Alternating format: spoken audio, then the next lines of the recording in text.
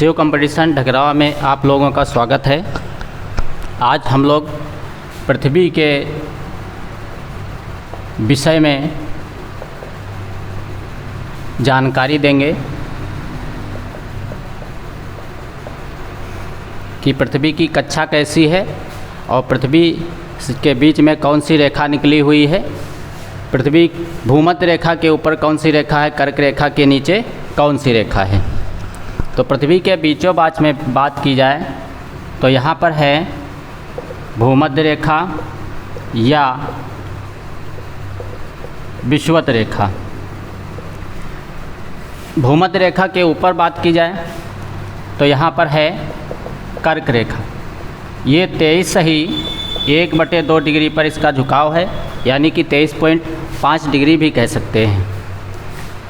इसके नीचे है भूमध्य रेखा के 23 सही 1/2 डिग्री पर मकर रेखा।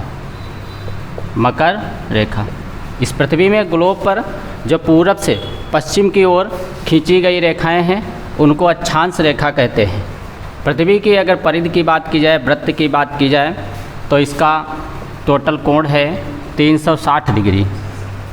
पृथ्वी देशांतर में अगर बात की जाए तो जो बटी हुई है वो 180 डिग्री देशांतर में बटी हुई है। उत्तर से दक्षिण की ओर खींची गई रेखाओं को देशांतर रेखाएं कहते हैं। इन देशांतर रेखाओं के बीच में 111 किलोमीटर की टोटल दूरी है। पृथ्वी के ऊपर यानी कि ये जो क्षेत्र है इसको कहते हैं उत्तरी ध्रुव, उत्तरी ध्रुव, और पृथ्वी के नीचे इसका नाम है दक्षिणी ध्रुव। इन्हीं ध्रुव की वजह से पृथ्वी जो है गुरुत्वाकर्षण पर टिकी हुई है।